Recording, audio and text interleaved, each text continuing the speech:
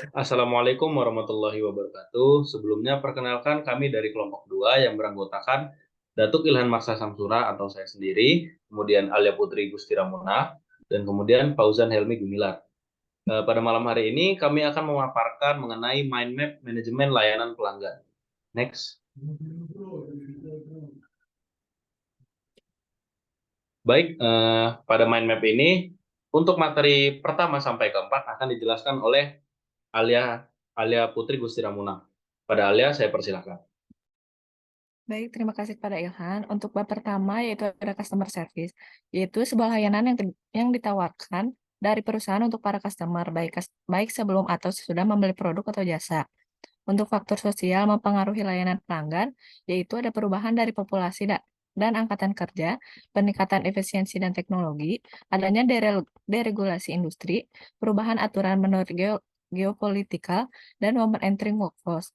Untuk komponen lingkungan yang berfokus pada pelanggan, yang pertama ada organization culture, human resource, produk, deliverable, delivery system. Untuk bab 2 yaitu ada service culture, yaitu cara organisasi atau perusahaan memandang, memprioritaskan, dan mempraktikkan pelayanan yang memuaskan pelanggan secara konsisten. Untuk strategi membentuk service culture positif, yaitu mengekspor visi dari perusahaan, mengkomunikasikan budaya dan visi perusahaan kepada customer, menunjukkan perilaku yang baik, identifikasi, dan meningkatkan service skill.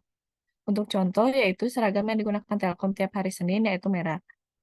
Untuk materi bab 3 dan 4 yaitu komunikasi verbal dan nonverbal. Untuk komunikasi dua arah adalah suatu proses aktif yang melibatkan dua individu atau lebih yang bertindak sebagai pengirim dan penerima pesan yang menerapkan semua unsur-unsur komunikasi interpersonal, seperti mendengarkan, umpan balik, bahasa yang positif.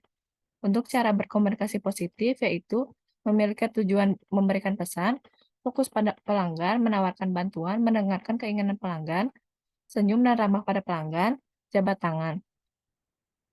Untuk komunikasi nonverbal dilihat dari gestur tubuh seperti kotak mata, ekspresi wajah, postur tubuh, penampilan tubuh seperti dandanan, pakaian rapi, bersih dan wangi, dan intonasi suara. Untuk selanjutnya akan dijelaskan oleh Fauzan Helmi. Oke, terima kasih Alia Putri. Di sini saya akan memaparkan materi tentang listening to the customer. Poin pertama ada tingkat proses mendengarkan. Jadi mendengarkan adalah salah satu aspek yang sangat penting dalam berkomunikasi efektif. Eh, Tingkatan proses mendengarkan yang pertama yaitu pendengar atau menerima pesan. Atau bisa disebut proses mengumpulkan gelombang suara dan mengirimkan ke otak untuk dianalisis. Lalu poin selanjutnya yaitu attending atau hadir, yaitu pendengar memfokuskan pada satu suara pesan tertentu yang ada di lingkungan tersebut. Lalu selanjutnya yaitu memahami atau proses mendengarkan informasi yang diterima untuk mencocokkan informasi lainnya yang ada di otak. Lalu yang terakhir responding atau merespon seseorang terhadap pesan verbal maupun nonverbal. Lalu poin selanjutnya yaitu interaksi layanan. Hal yang paling utama dalam berinteraksi layanan dengan pelanggan, kita harus mengamati, tanyakan, ulas, lalu yang terakhir ada merangkai pertanyaan tersebut untuk dijadikan jawaban kepada pelanggan. Lalu selanjutnya tahapan penting selama berinteraksi yaitu menggali informasi dan kebutuhan pelanggan. Lalu selanjutnya memberikan informasi kepada pelanggan dengan jelas. Lalu di akhir berinteraksi layanan pelanggan kita wajib menanyakan nama, tawaran bantuan, lalu mengucapkan terima kasih kepada pelanggan. Lalu poin selanjutnya yaitu ciri-ciri pendengar yang baik. Yang pertama ada empati, pengertian, sabar, dan objektif. Lalu materi selanjutnya yaitu customer service dan perilaku pelanggan. Poin pertama di sini ada definisi dan fungsi. Definisi dari behavior style atau gaya perilaku yaitu pengamatan mengenai kecenderungan tindakan atau perilaku yang ditunjukkan ketika berhadapan dengan orang lain. Lalu fungsi dari behavior style yaitu sebagai tahap awal untuk mengidentifikasi perilaku dari individu. Lalu selanjutnya yaitu beberapa gaya dalam berkomunikasi dengan pelanggan. Yang pertama ada rational style, lalu yang kedua ada inquisitive style, lalu yang ketiga ada decisive style, dan yang terakhir ada expressive style. Lalu selanjutnya yaitu cara membangun hubungan yang kuat dengan pelanggan, yaitu berikan nilai lebih, contohnya seperti diskon khusus. Lalu selanjutnya itu berikan pelayanan yang unggul, lalu bangun komunikasi yang efektif, dan yang terakhir pertahankan konsisten. Lalu selanjutnya saya akan membacakan materi service breakdown dan service recovery. Poin pertama di sini ada apa itu service breakdown. Service breakdown yaitu yang dimana layanan berfungsi dengan baik atau menyebabkan tidak adanya ketersediaan kualitas layanan yang diharapkan. Lalu cara menangani pelanggan yang sulit, ada 4 tahap. Yang pertama ada demanding or domineering customer, atau bisa disebut banyaknya customer menuntut atau mendominasi. Lalu yang kedua ada indecisive customer, atau bisa disebut tipikal customer yang sulit mengambil keputusan. Lalu selanjutnya yaitu dissatisfied customer, atau bisa dibilang tipikal pelanggan yang tidak mendapatkan atau menerima produk atau jasa sesuai dengan yang dijanjikan. Lalu selanjutnya yaitu rude or inconsiderate customer, atau bisa disebut tipikal pelanggan yang memiliki sikap keras kepala. Dan yang terakhir yaitu talkative customer, atau bisa disebut tipikal pelanggan yang menunjukkan perilaku ekstrovert yang sangat berorientasi pada orang. Lalu poin selanjutnya itu 5 tahap service recovery. Yang pertama, kita harus meminta maaf kepada pelanggan. Lalu yang kedua, segera mengambil tindakan atau memberikan alternatif kepada pelanggan. Lalu yang ketiga, menunjukkan empati, kasih sayang, serta belas kasih. Lalu yang ketiga, memberikan kompensasi. Dan yang terakhir, melakukan tindak lanjut. Selanjutnya, materi selanjutnya akan dibacakan oleh Ilhan. Untuk Ilhan dipersilakan. Terima kasih.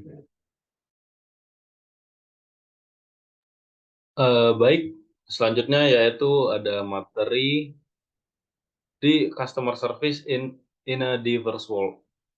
Poin pertama yaitu pengertian. Pengertian dari diverse world atau diversity sendiri adalah perbedaan karakteristik, nilai, dan keyakinan karena latar belakang yang berbeda pula.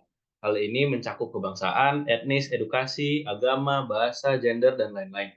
Kemudian, sebagai marketer, kita tentunya harus peka karena setiap customer memiliki kebutuhan yang berbeda berdasarkan latar belakang mereka sendiri.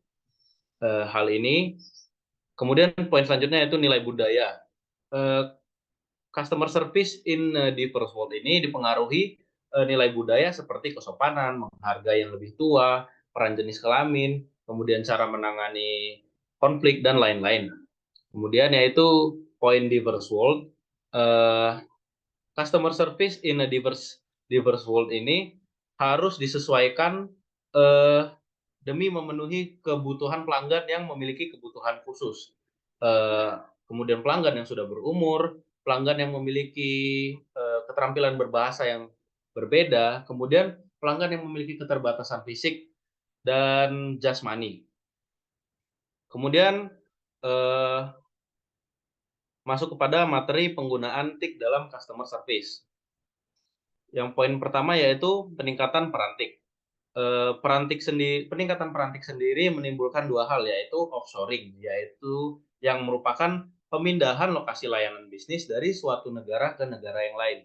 Kemudian yang kedua yaitu ada outsourcing, atau yang artinya pengambilan tenaga kerja dari vendor di luar perusahaan yang biasanya berasal dari negara lain. Kemudian ya, ada call center yang merupakan contoh dari peningkatan perantik itu sendiri. Contoh dari call center sendiri atau macam-macamnya yaitu ada auto attendant, media blending, screen pop-ups, telepon typewriter, sistem, dan lain-lain. Kemudian yaitu ada kelebihan dari peningkatan TIK itu sendiri. Kelebihan dari peningkatan TIK itu sendiri adalah teknologi membantu industri untuk berkembang dan memudahkan dalam pengerjaan serta menambah efisiensi dalam industri. Dan untuk kekurangannya sendiri yaitu teknologi memiliki biaya operasional yang mahal, kemudian harus dioperasikan oleh orang yang sudah terlatih, dan hal ini dapat menimbulkan stres yang lebih tinggi, dan lain-lain.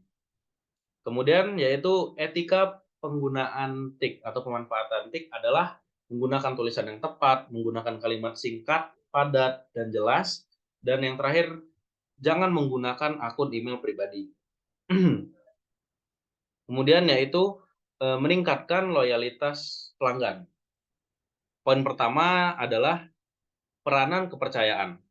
Kepercayaan sendiri dapat ditingkatkan dengan memberikan sikap kepedulian, meyakinkan layanan yang efektif, berlaku positif, bertanggung jawab, solutif, dan menghormati pelanggan. Hal ini dapat membangun loyalitas pelanggan dan meningkatkan word of mouth. Kemudian peran CRM, yaitu dengan terjaganya CRM atau Customer Relationship Management, hal ini dapat membuat pelanggan yang sudah memiliki pengalaman bersama perusahaan kita akan tetap terjaga hubungannya dan mendorong untuk menjadi pelanggan yang loyal. Kemudian karakteristik pelanggan yang dapat meningkatkan loyalitas pelanggan yaitu pelayan yang memiliki sikap yang tanggap, tegas, antusias, solutif, komunikasi yang baik, kemudian bersikap profesional, memiliki product knowledge yang baik, dan berperilaku positif.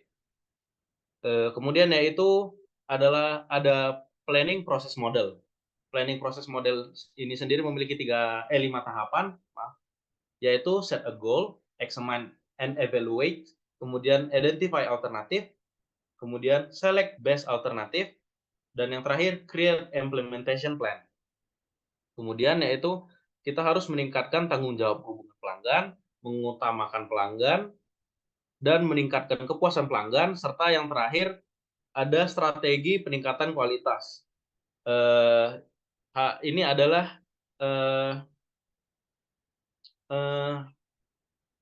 strategi peningkatan kualitas, yaitu dengan meningkatkan bentuk fisik dari produk atau memberikan perhatian yang lebih kepada konsumen, memberikan pelayanan yang lebih akurat lagi kepada konsumen, serta responsif dalam memenuhi keinginan dan membantu konsumen, serta memiliki pengetahuan, kemampuan, dan meningkatkan kesopanan dalam menumbuhkan kepercayaan pada konsumen.